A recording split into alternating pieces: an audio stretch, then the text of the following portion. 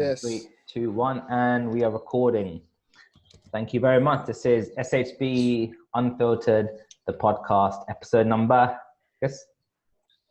15 today. Episode number 15. So we are into week number 3 of our daily podcast. So just a reminder, if I have not said it before, we are the only podcast featuring people who stutter a podcast every single day.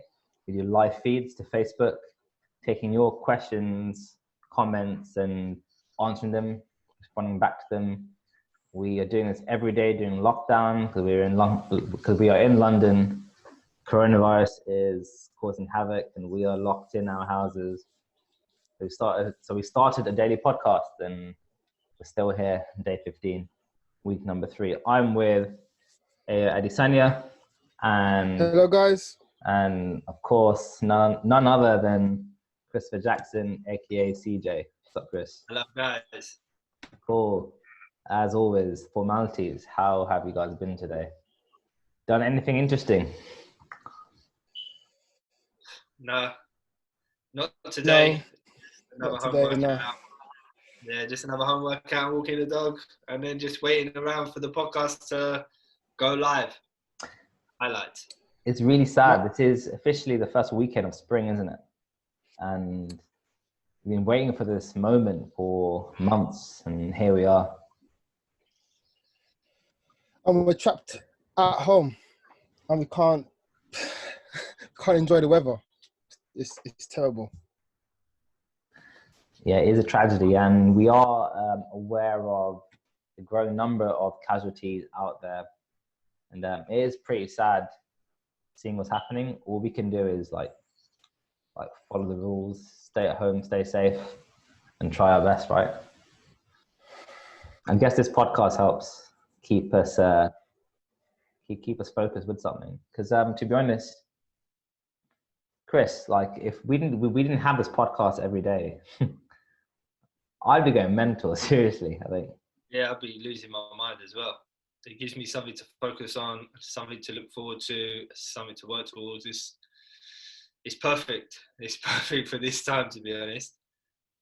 And also positive is during this time, you know, you can either sit at home and allow time to just pass by, and you haven't really used this time to do anything or launch anything, or you can use it as an opportunity to get things done that you might have always wanted to do, and now you have the time to do it. And that's what we've always wanted to do.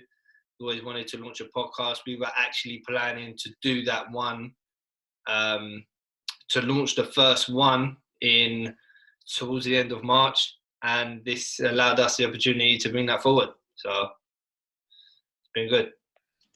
Yeah, I think we said we had planned studio time, but we've had to push that back a bit. But this has proven to us that we can do it regularly over VC, and we've kind of got better as the days and weeks have gone, and that's the most satisfying thing. We've slowly come from that kind of cocoon babies. We were a fetus 2 weeks ago, but now we are toddlers. We're running around.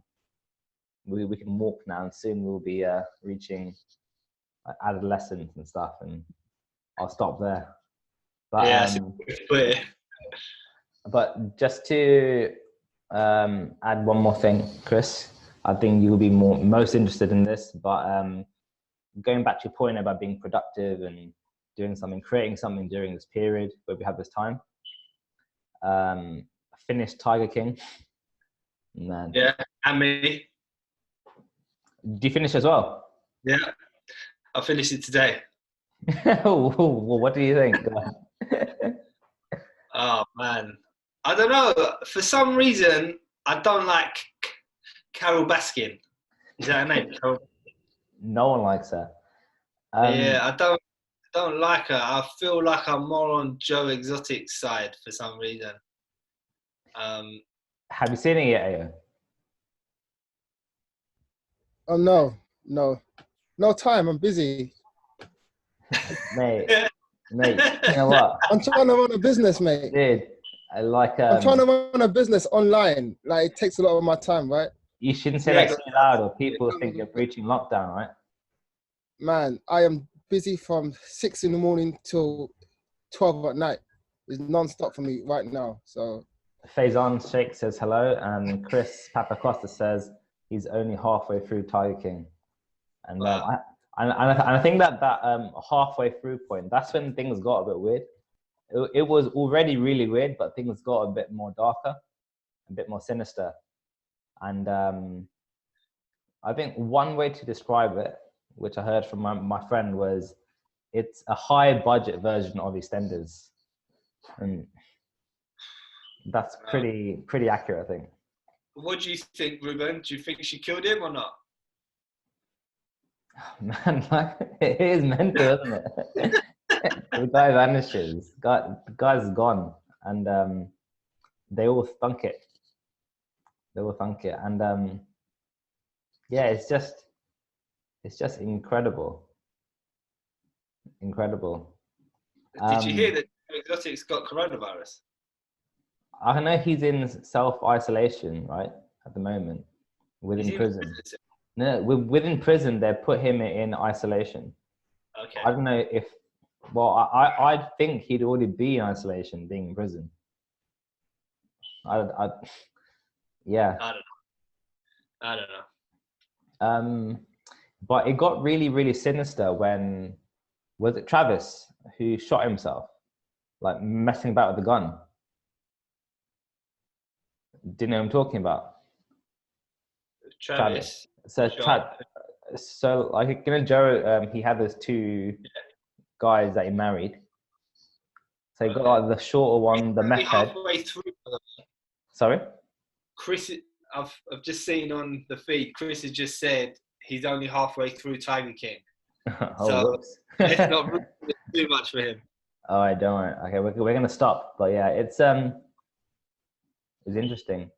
The other thing is that they're all okay. Cool. Yeah, plenty of twists and turns, Chris. Well, tomorrow when he comes on the podcast, we can have a chat with him about it tomorrow. Yeah. And what kind of hit me was they're all really good in front of the camera.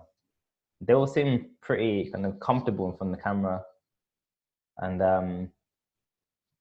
it's really interesting. They're very interesting people, the community. But let's get down to today's topic. Guys, what do you think today's topic is? Let us know what it is. We'll talk. Let's go. Okay. Today we're going to talk about confidence. And I think starting off with, what does confidence mean to you? What are your definitions of confidence? And how you demonstrate confidence. One of the things I picked up from yesterday's podcast, and maybe some of the calls I've had today with other people who stutter, is do you become confident and then become a better speaker? Or do you have to become a better speaker to be confident?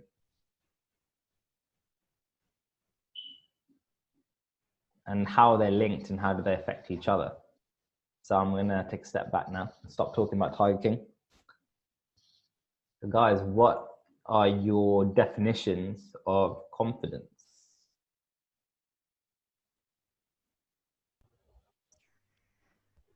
Well, it's just the ability to not allow another person's presence affect you. That's confidence. So if you can stand in your power and speak how you want to speak and just express yourself in your own way, to me, that is confidence. If it's easier, then like forget about speech completely for the time being. But what is confidence generally to you? So if you go into like a new meeting or a new crowd, you speak to 3 or 4 people, and you identify someone as coming across as confident, what is that person demonstrating to you that shows that they're confident? Just the body language in general, the tone of voice, their appearance as well, that plays a What kind of part. things are they doing? So you're saying for body language in general, but what are we looking out for? They got a straight back, good at, good, good posture. They are very expressive. They're not afraid to move their hands a lot, move their body.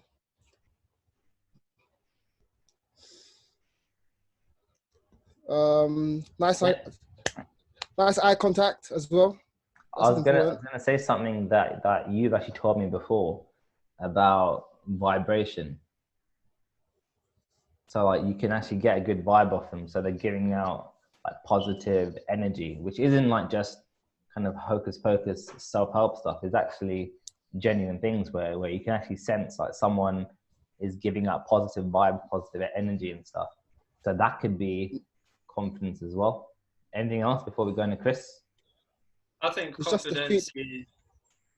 It's just the feeling you get from that person. It's just when you see a person who's confident, you just see it and you just know it. It's a feeling that person.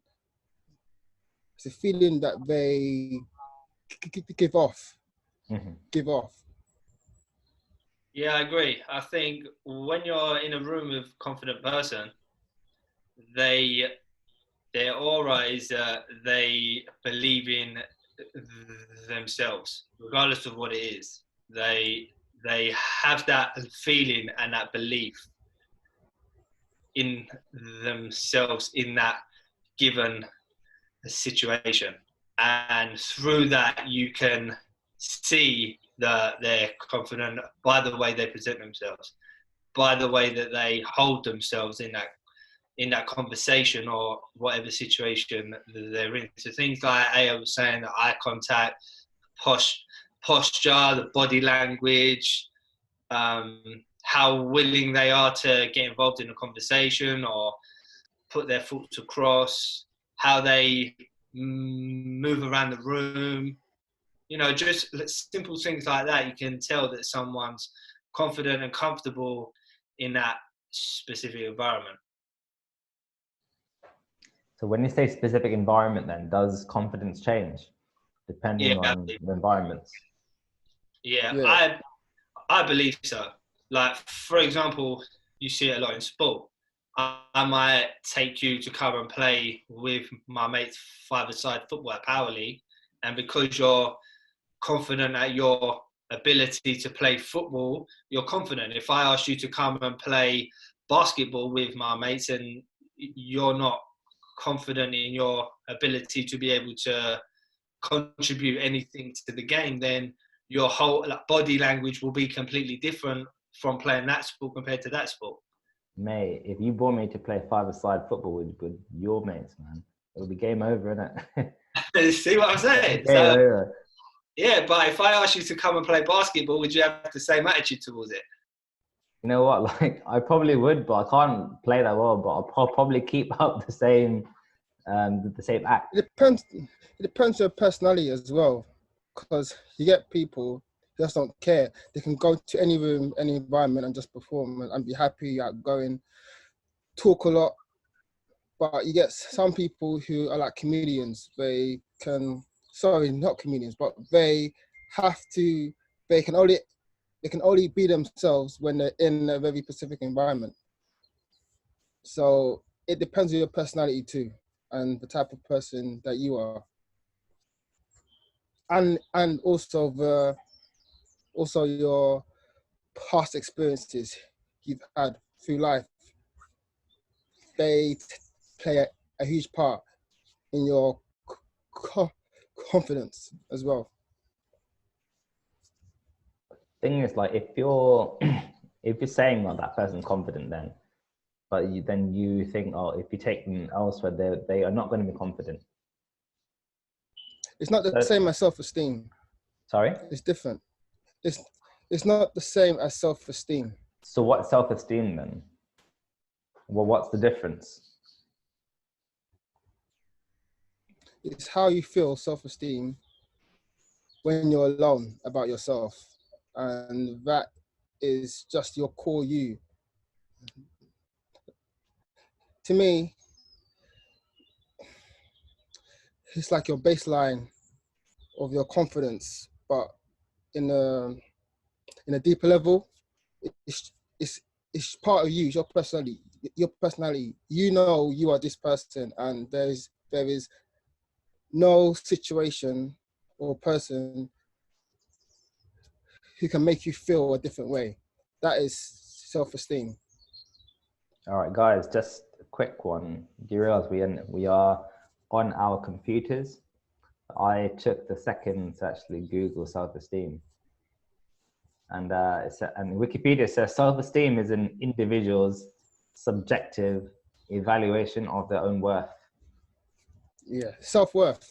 Yeah, is your belief about yourself, self-image, yourself, how you see yourself in the mirror.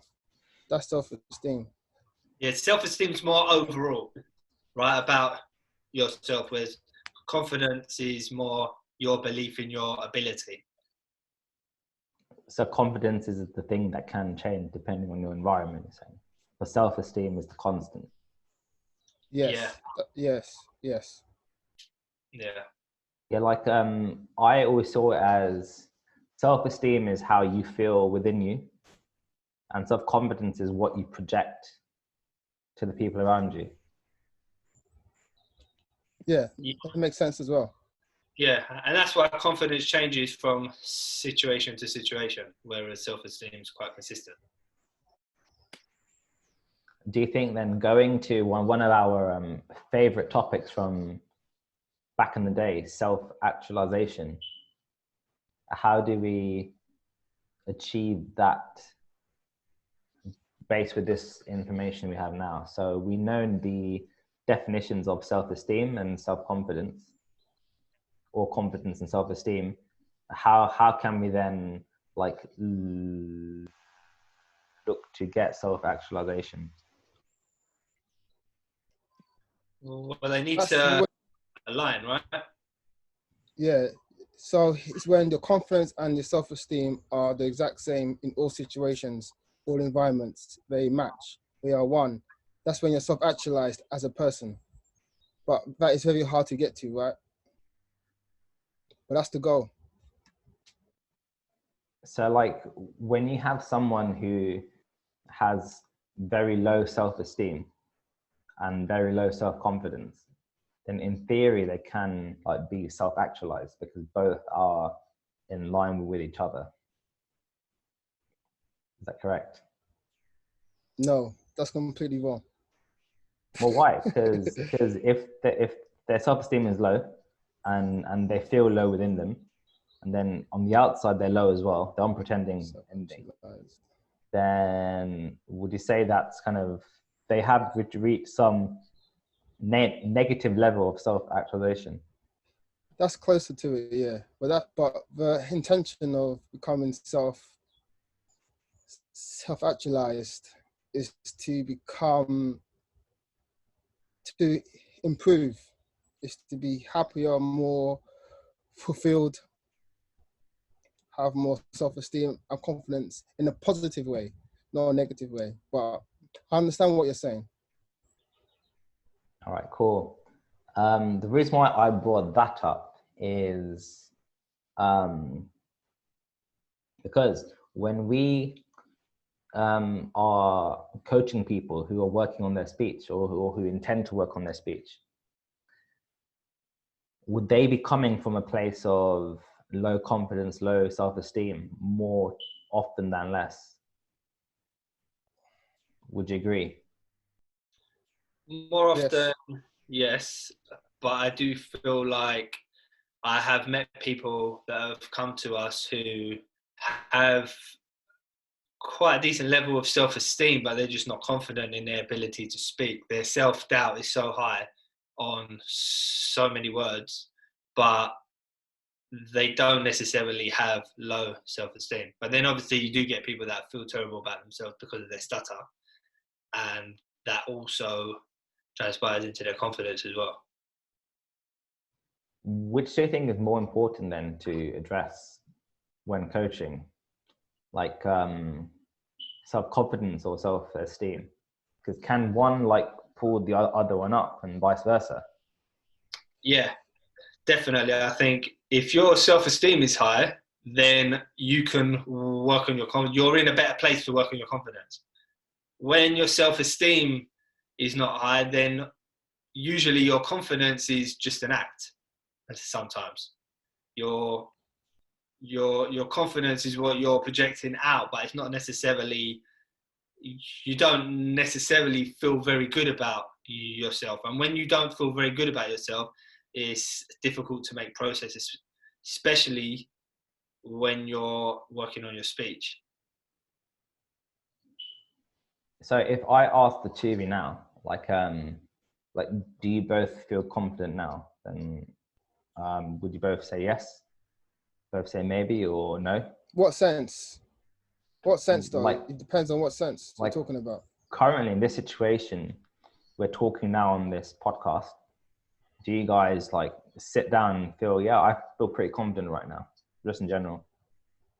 In general, just always, yeah. If my speech is bad or good, it don't really matter. And Chris? Yeah, the same.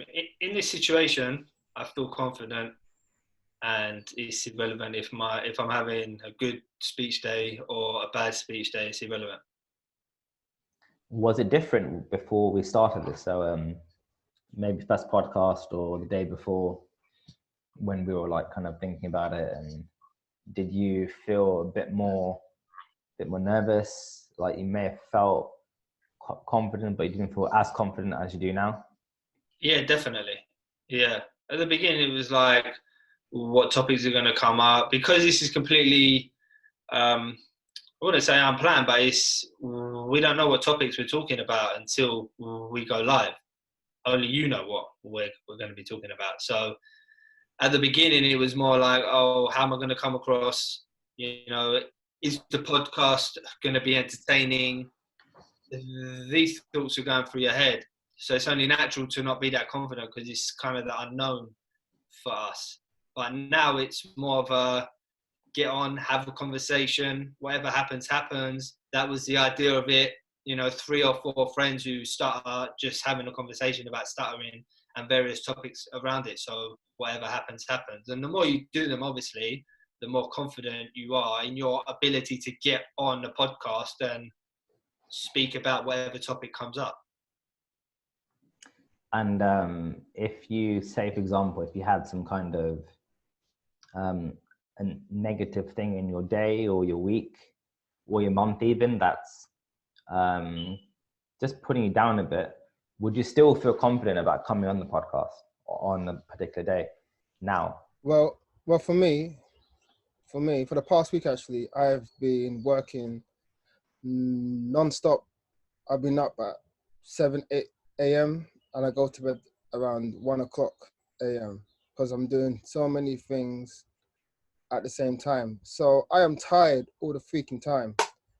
And I'm tired now, I'm really tired now. And if I'm tired, my speech is affected in a massive way. So in terms of my confidence, that did affect my confidence before, a year ago, even when my speech was at its strongest. Me being tired would affect my confidence because I put myself on a pedestal, right? But now, because I've learned from those experiences and I'm not trying to peg myself anymore to my speech, my self-esteem is not affected at all. My confidence is less affected now. So I am more on edge with my speech and I'm thinking about my speech a bit more. and I feel like I'm stuttering a bit more as well, but it does not affect my confidence as much as say it did a year ago in the same situation.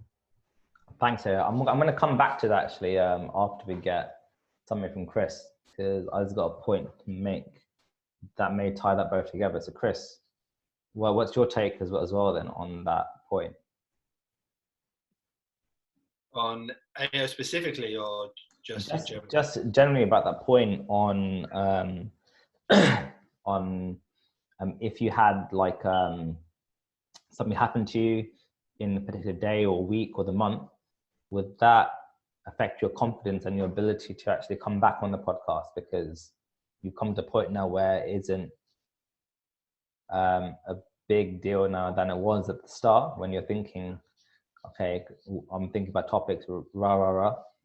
So like, how is it now? Well, if anything happened hypothetically. No, it wouldn't affect it. Things are happening. It is quite a stressful time.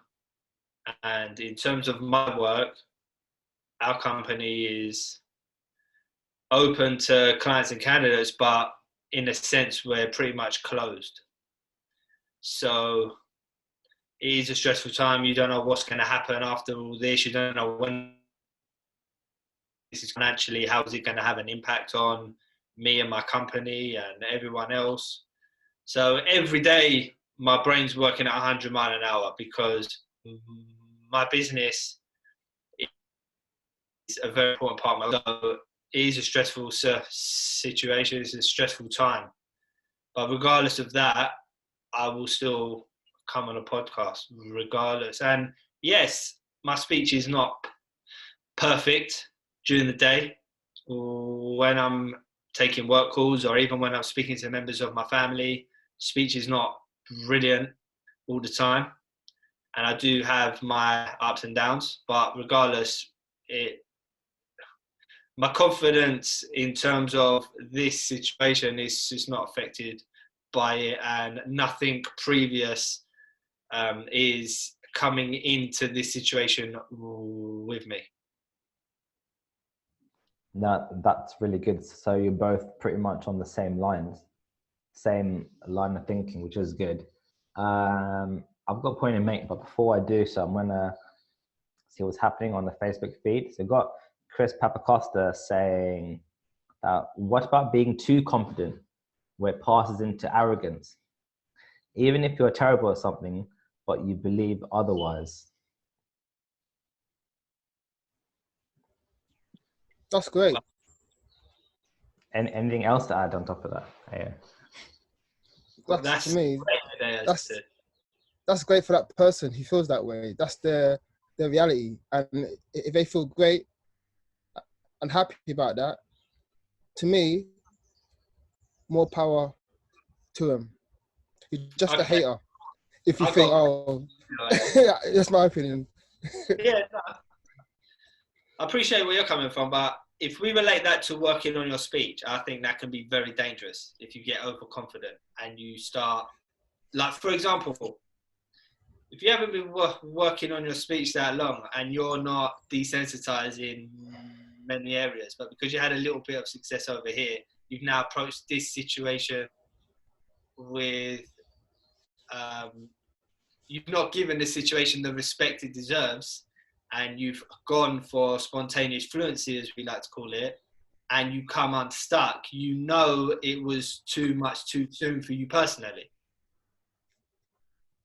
How do you judge that? Like, how do you see that then? That person is learning the hard way. That's the whole point. You allow people to do things, to try out, experiment, but eventually they will learn the easy way or the hard way. So allow people to have their own journeys. That's what I say. You coach them, you try, you give them advice, but it's up to them to choose their path. So if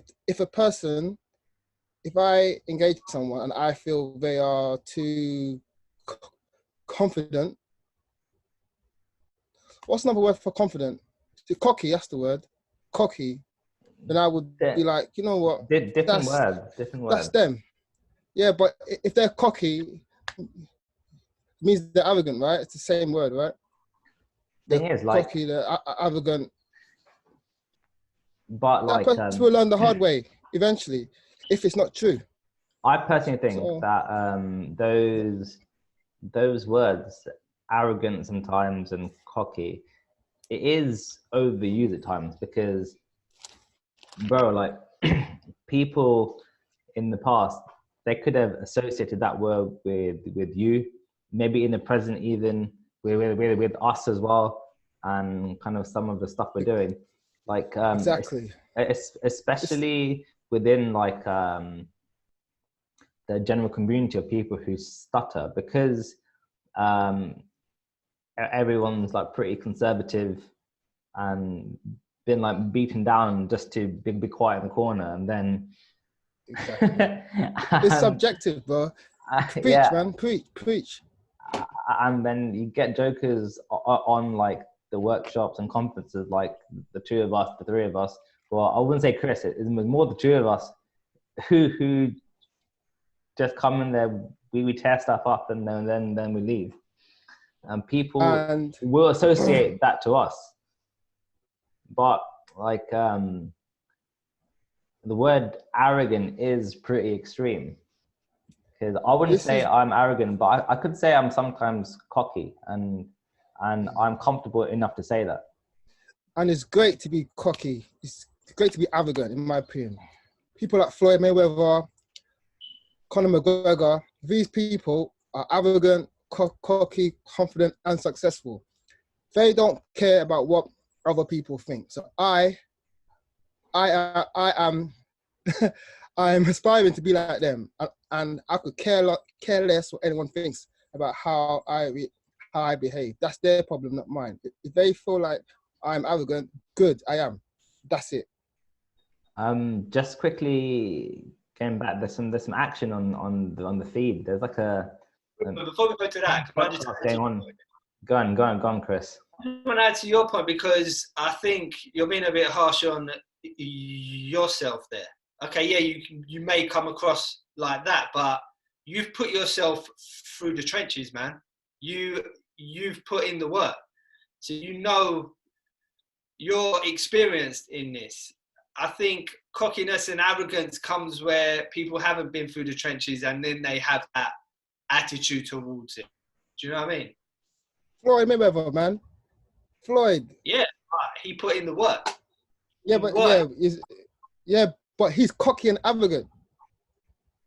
Do you think you need that? The pinnacle. Do you think like you need that to actually reach the top? But that might actually motivate him. That might be like, wow, I've spoken like this, so I have to back it up. So I've got to put in all this work to make sure that I actually achieve what I said I'm going to set out to achieve. Yeah, man. Definitely. To me, I love it, bro. The attitude, like Tyson Fury. These guys, I love these guys. They just talk, and they're controversial. They don't care what people think. That's how I'm trying to be. Man, I could care less what anyone thinks, man. I'm going to the top and that's it. That's how you got to be. Or else you're going to be like anyone else. Yeah, I'm ready, man. Let's get it. Make sure you take us there with you, bro. Yeah, man.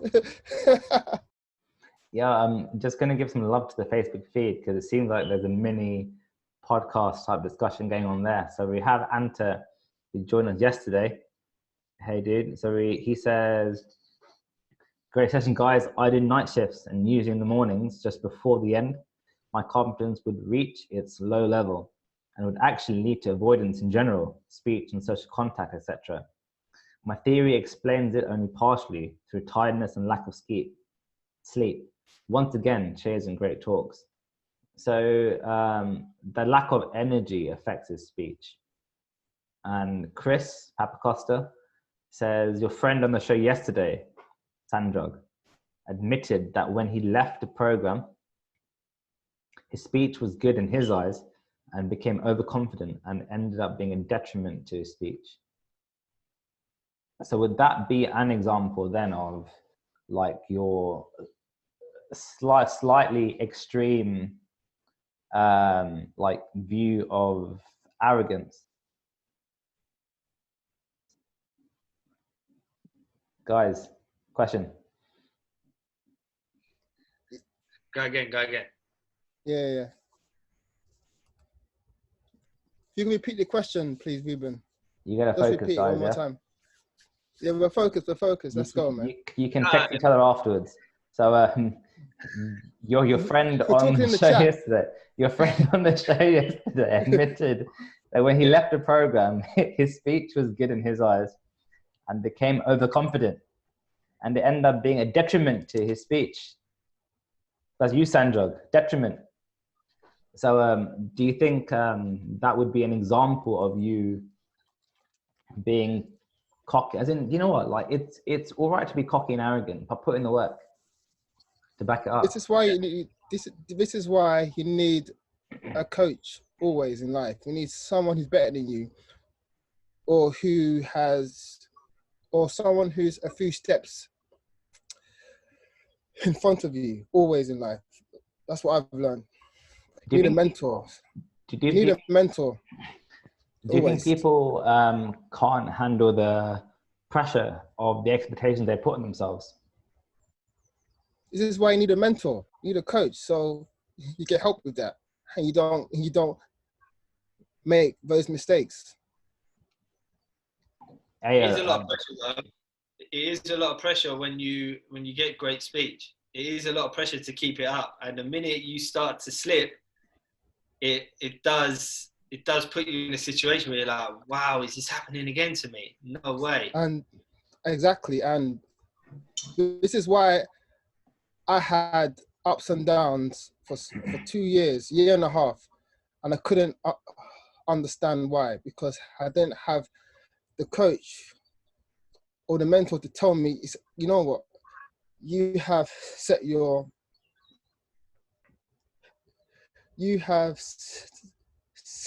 goals too high, the expectations too high. I actually think that that completely messed me up.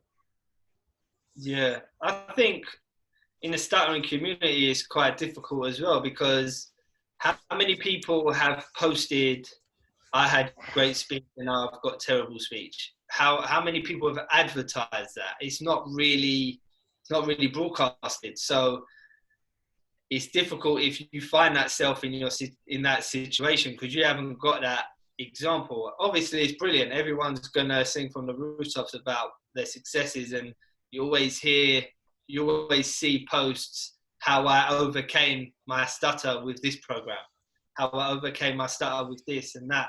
But when you slip back, who's broadcasting that then?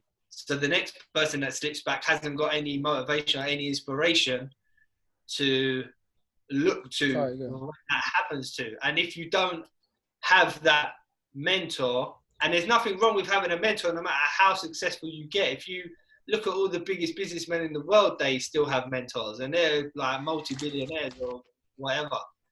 So I think that lack of broadcasting longer journeys can also add to that pressure, because now that individual thinks they're the only one to experience this.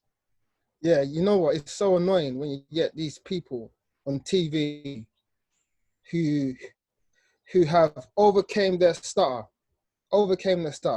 but you know and I know they stutter every day, day to day, and they stutter hard. You know what really happens?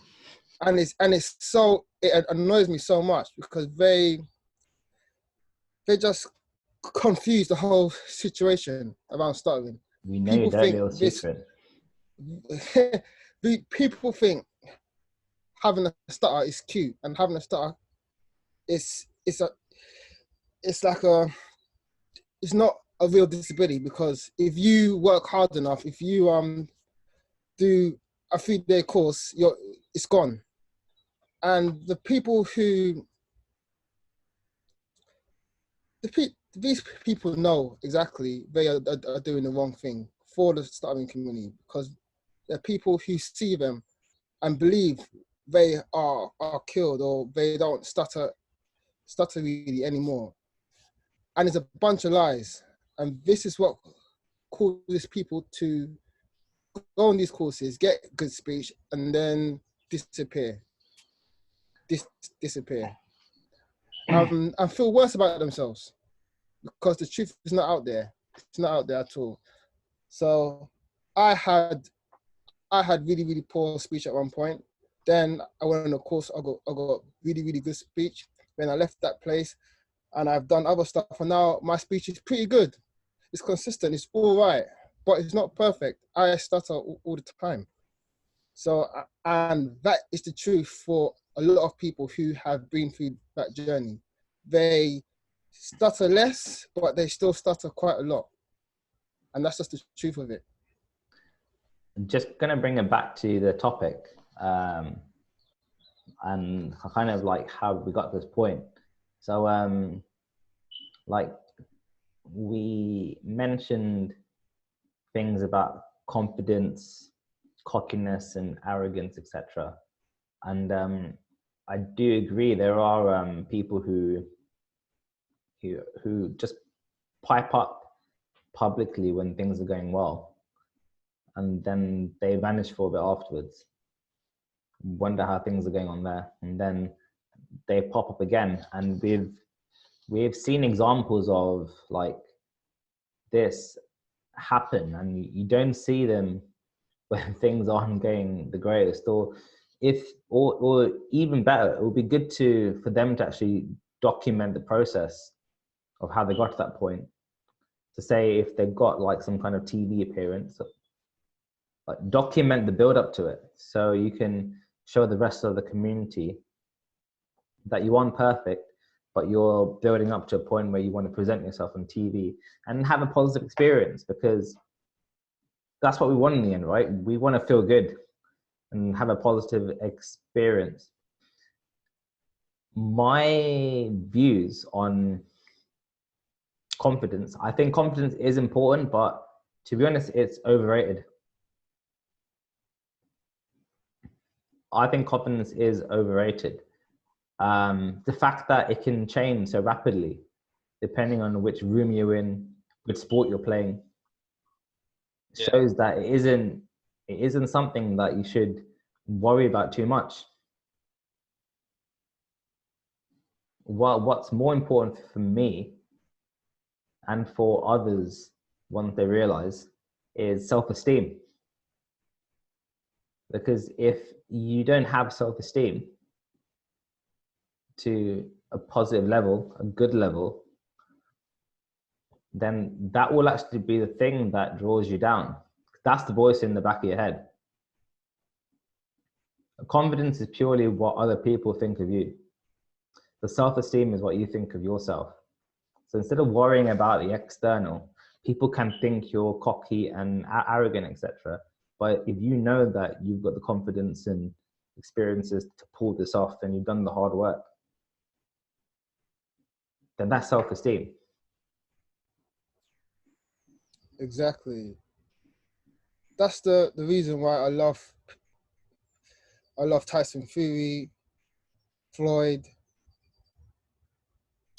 These people, man, have high self-esteem. They have so much self-esteem, and there is nothing in this world that can allow them to fall back on that. You just see how they talk, how they move. And when you have self-esteem, and when you have self-esteem, and when you have self-esteem, you become fearless. You aren't scared. Man. You aren't scared, and then that transcends into your speech and everything else. You become fearless going to the shops in coronavirus situation. You become fearless, and in the end, that is what we want, right? We don't want to live a life of doubt, live a life of fear. We want to live life on our terms and follow our purpose. I've got a question. Do you think that self-esteem can fluctuate? Yes, of course, for sure. The reason why I asked that is because AO said he loves Tyson Fury.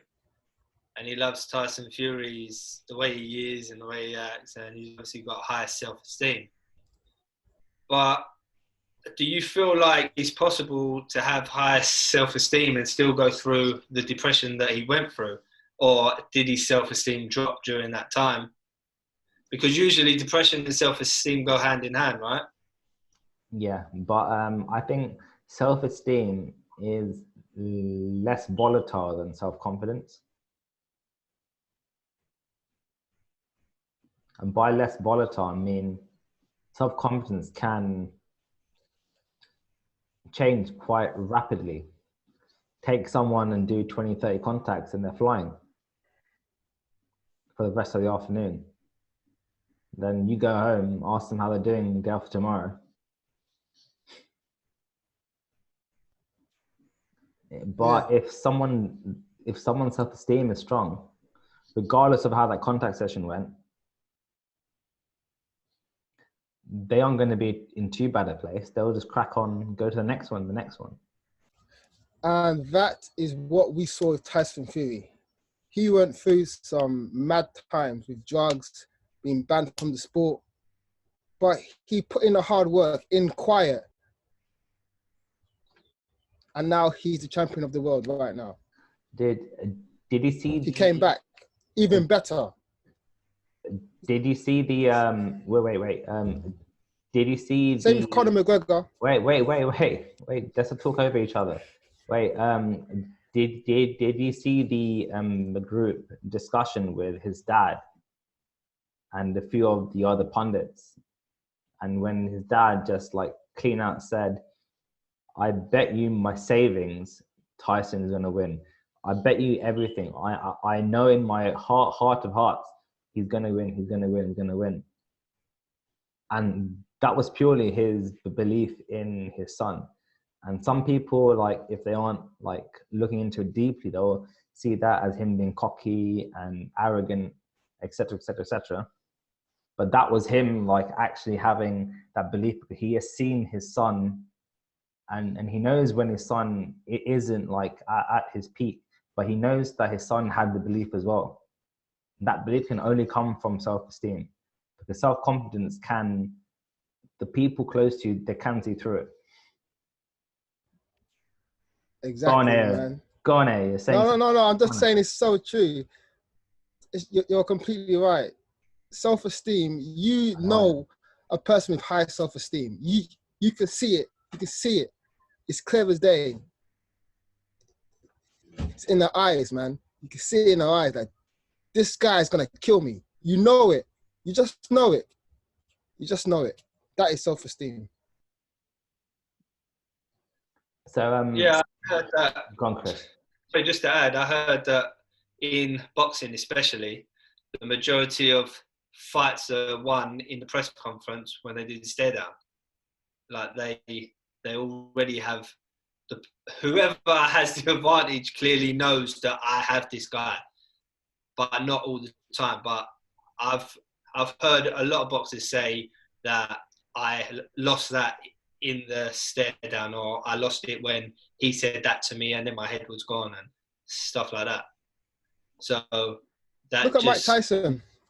That just shows you how important self-esteem is. And Mike Tyson's the prime example of that, because like a lot of his major fights, he was going through a really bad time before a lot of his biggest fights.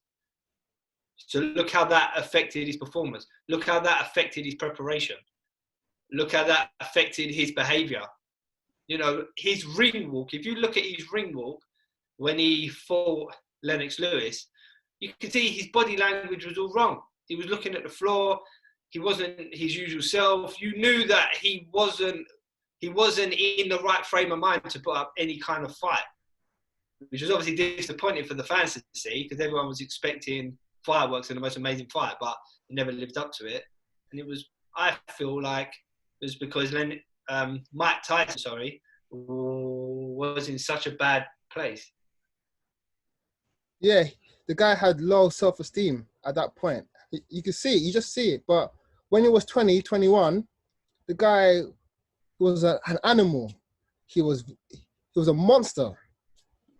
Like, he was just the best, in my opinion, the best boxer of all time for me. The most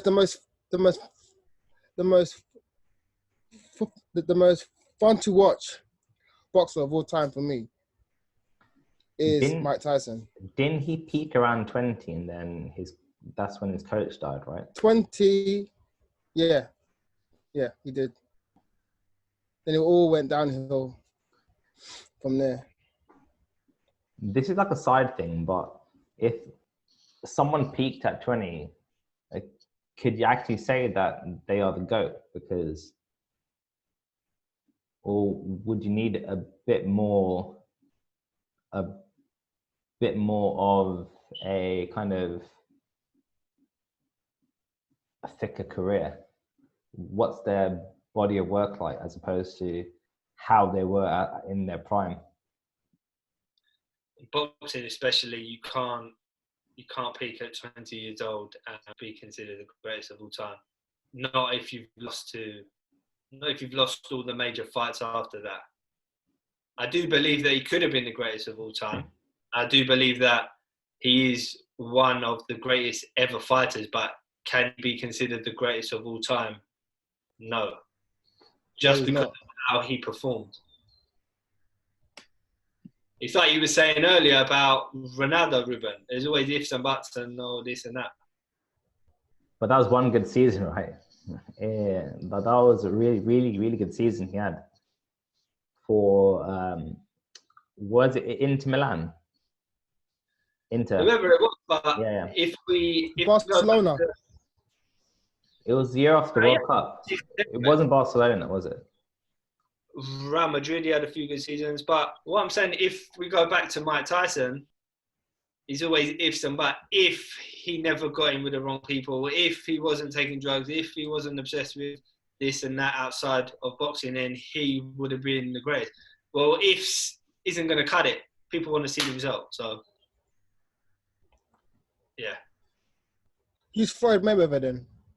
Floyd, to me, Floyd the best of all time. Best boxer of all time. Why? I don't know, man. I don't know. You can't say he's the best, bro. Explain why, bro. Why? Look, he's beating the best of this era. He's beating the best fighters of this era. And he did it in such a great way as well. Not just wins, easy wins. He beat them. He actually beat them. It was Would you argue though that he took them when they were out of their prime, and he took them into weight classes outside of their peak? Like who? Canelo. That kid asked for the fight.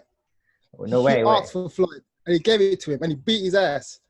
Pacquiao. Not the other way around. Pacquiao is older than Floyd. End of conversation. No. Never. Agree. They were meant to have that fight in 2010. He's older than Floyd. Pacquiao is older than Floyd. Google that. Google that shit. Avoiding him for years, coming out with excuses. No, he wasn't. He was on steroids. No, man. Pac was on steroids, bro. I personally believe that Floyd Mayweather waited until the right time to fight him that suited him. Pac was on steroids for years. And didn't Pac also have a damaged for years damaged shoulder going into the fight? So he dislocated his rotator cuff going into the Floyd has fight. bad hands for years, like 10 years. He breaks his hands all the time in every fight. No one talks about that stuff, innit?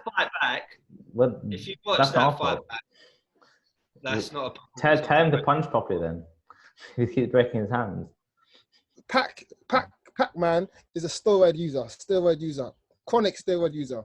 That is known in the boxing community. I wouldn't say chronic, because if they're testing him properly, if they're testing him properly, then he can't be chronic.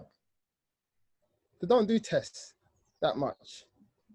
If they do, these people have the best people to hide the drugs in the system. The best coaches, the best doctors, they had all that stuff. Like the Olympics is the same. All them guys are on drugs. All the guys who win all the medals are on drugs. All of them. Give me 1 second, guys. The problem with the stream. I'm gonna send it to Facebook again and see if it works. Give me a second. What? He stopped. Just the stream, but don't worry. We'll be back in a second. Chris. That was a good thing then, because it got controversial. That was a good thing. Yeah, but we're still doing the podcast recording, guys. All right? Yeah. Again, please. Thank you. And boys, try not to like talk over each other too much. And if you're gonna say something, just explain a bit more. Yeah. Don't just scream out names and then. Yeah. We'll be back on in 5, 4, 3, 2, and just press go live. So count for another 5 more seconds. Floyd, the best of all time. All right, cool. Guys, let's go back to the topic now, please. All right.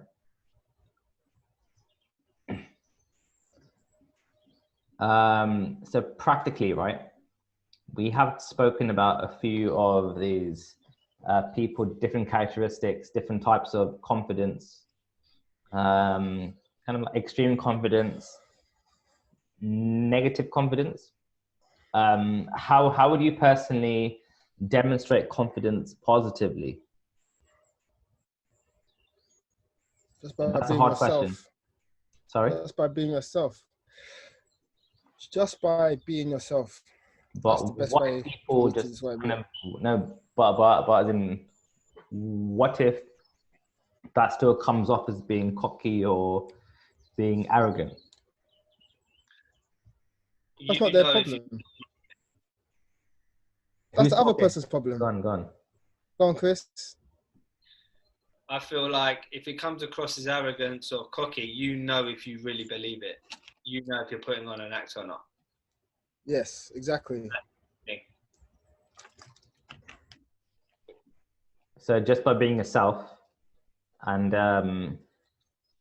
then even if it is being kind of a bit annoyed at people, you have that kind of belief in you that you are just showing your actual personality, and that is just a clash of personalities, which happens in normal day and life. Sorry, daily life. Yeah. I was going to say, from your experiences with people who stutter, do they normally come across as like confident / cocky / arrogant, or more on the other side where they're more unconfident and a bit more timid in nature? Depends who they are. And it depends. Get off the fence, mate. Come on. I know that's a vague answer, but I've met a rubbish answer. Oh, a few of okay. All right, this is for you, Ruben. Go on. All of them. Dude, stop talking all of over each other. Look, Chris, go on. No, I think people that have worked on their speech and they've got to a level, yeah, they can come across as what you were just explaining. Mm-hmm. Other people who are not that confident with their speech, they're trying to make progress, but they're still very unsure, come across in the other way that you were describing.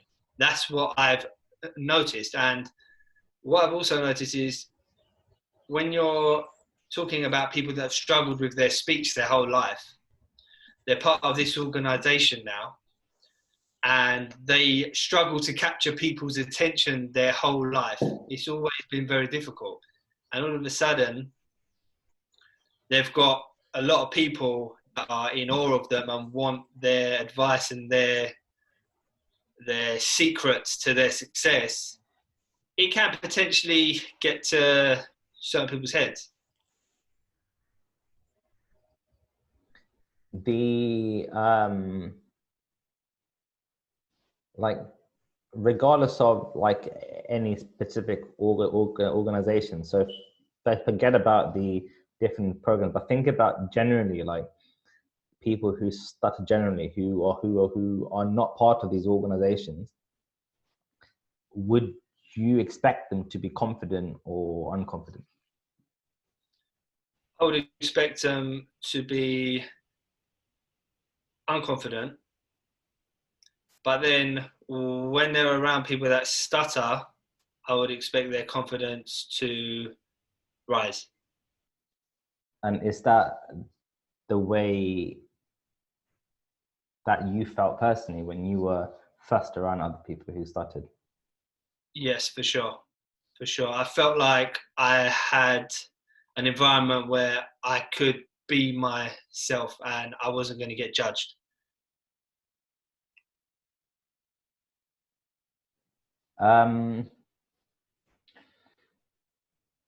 That first answer you gave, where you expected them to be more unconfident, do you think that's a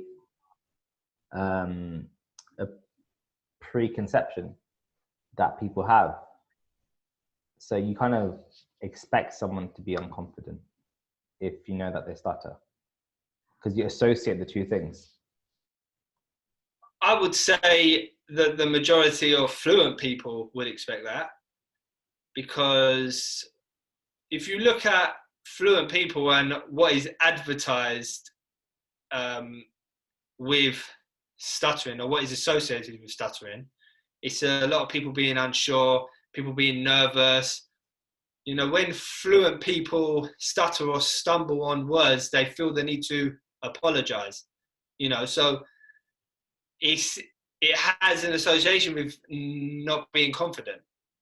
So that's why you just assume everyone who has a stutter is not confident.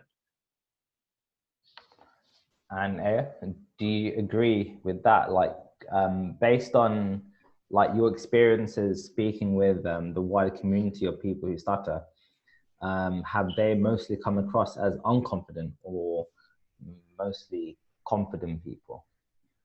Unconfident. 99%.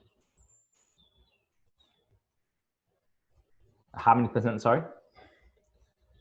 99% of people who stutter, who I've been with, not in that sense, are not confident at all. Forget speech, in life. Not confident in life, full stop. So would you put the two of us in the 1% or the 99%? I said 99. Yeah, but where would you put the two of us? Not 100. Not 100%. Yeah, All the but exceptions. so we are in the 1%, you're saying? Yeah, for sure. For sure. That's a fact, actually. That's a fact. Thanks, man. But that's why my first answer that you said was a rubbish answer. Actually, it wasn't a rubbish answer, because, Ayo, if you looked at me when we first met, I would have been in that 90%, right? For sure. 100%. I would have been in the middle. I would have been right bang in the middle of that 99%. Yes, Then number 50. Number 50, right? Yeah, that's why it depends on who you're talking to, what that person's been through, how the age of that person, what do they experience, how challenging is their life on a day-to-day basis, what do they experience every day, you know, that could potentially build their confidence or could knock their confidence constantly.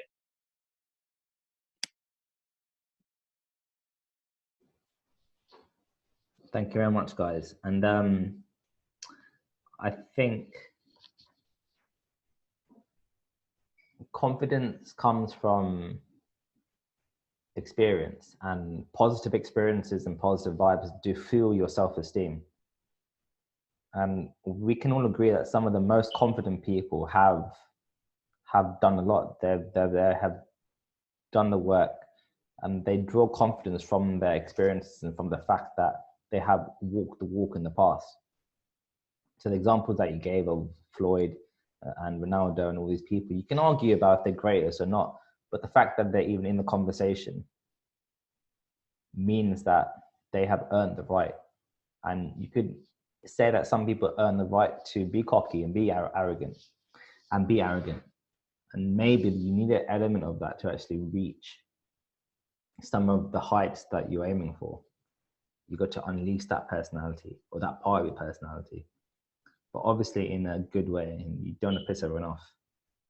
But I think we have reached a natural ending, episode 15.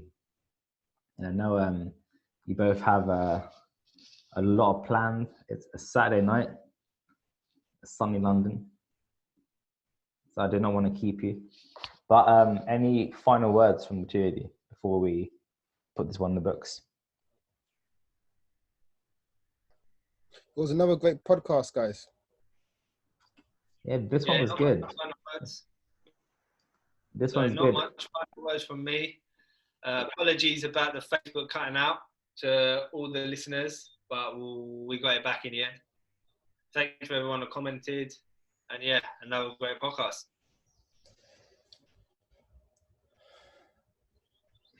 Aya, any final words from you, bro? Stop holding back.